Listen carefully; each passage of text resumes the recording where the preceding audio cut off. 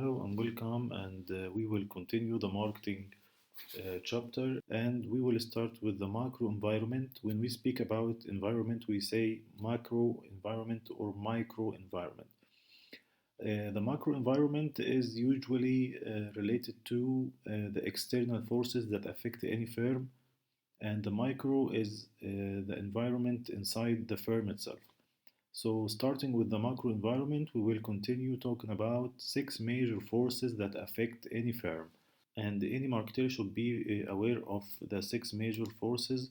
The first one is demographic forces: economic, social, cultural, natural, technological, and political legal. So we will discuss five of them in this chapter, and the next chapter we will talk about the technological one. So starting with the demographic, we will talk about the main demographic force, which is the population. Population explosion is a major concern, uh, of course, because it's now the world is increasing in number everywhere. So the explosion, especially in the developing countries, is a concern for these nations and should be a concern for the marketers.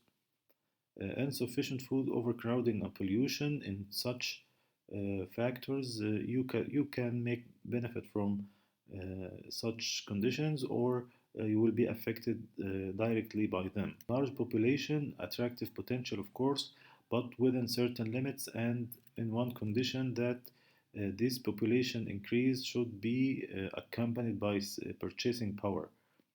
As long as the population is increasing and there is no purchasing power, it's no use for the market. It doesn't mean that the market will increase because people will increase in number.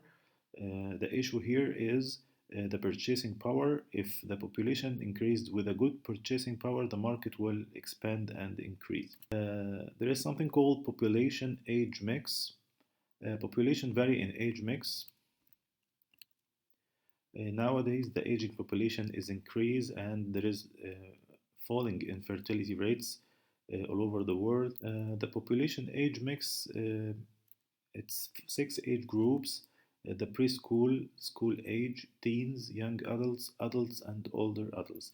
You should know the terminology of each one because whenever you choose a segment to direct your marketing activity toward them, you should know the names of these age groups for you to direct your marketing to. Uh, Ethnic and other markets. There is, of course, there is some ethnic variability across countries and racial differences. So you should keep in mind that there is some differences between people that you direct your marketing to.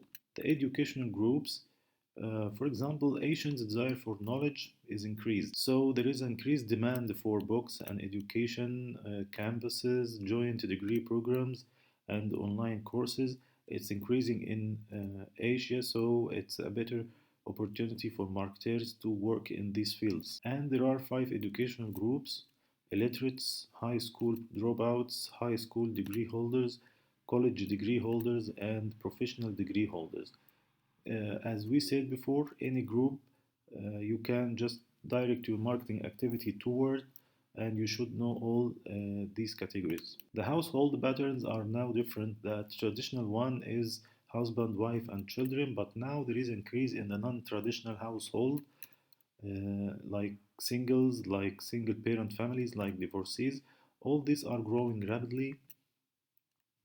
They have distinct needs and buying habits, just like smaller furniture and food sets, and singles can spend more than families. We are still in the demographic environment, the geographical shifts in population. There is migration between and within countries itself, and the marketers should target these people who move between countries and between and within the same country.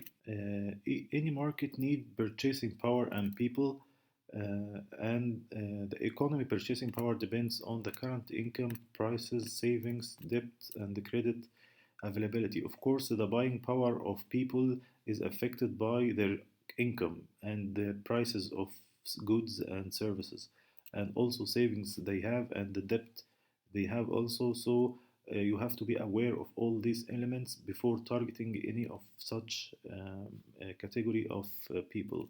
There are number two, economic environment. You should be aware of the economic distribution.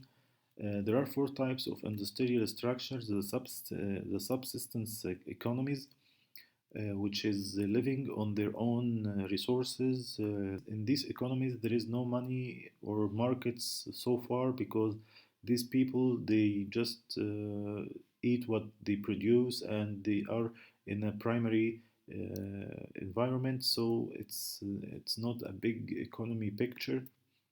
The raw material exporting economies. Some economies depend on exporting and importing raw material.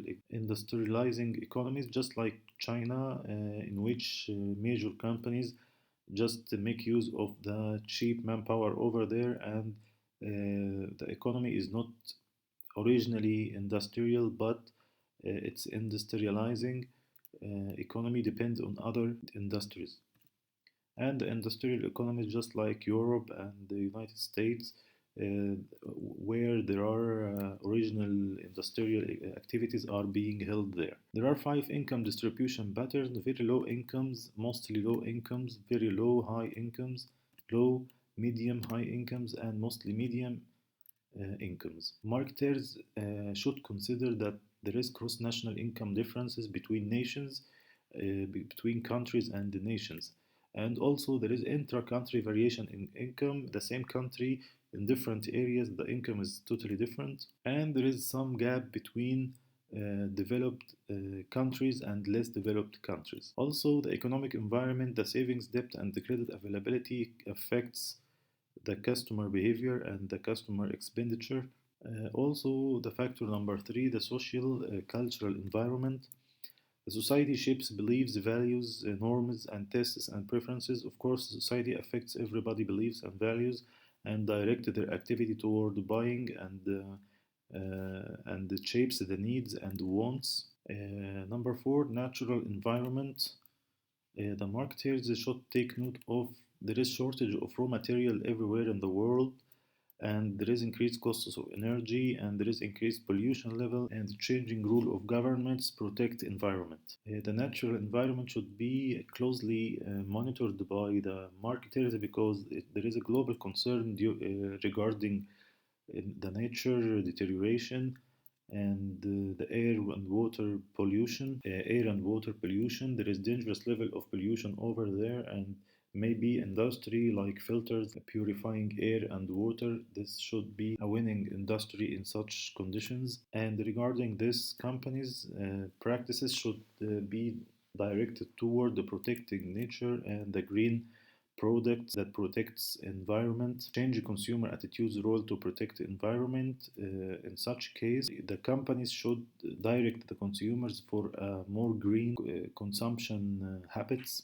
The last one is political legal environment. Uh,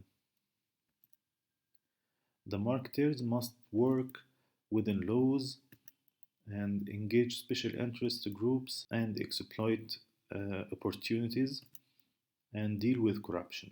So you have to have an eye on the political situation in the place that you are doing your marketing practice, together with the legal environment. An example of political legal environment is increased in business legislation. There is an example here. There is a company that is a tobacco company in China, and China bans tobacco advertising.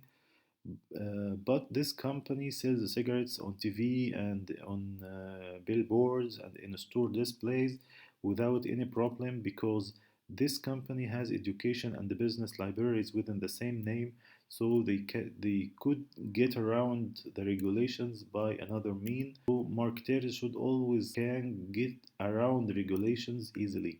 Also, marketers should have the ability to deal with corruption in different countries.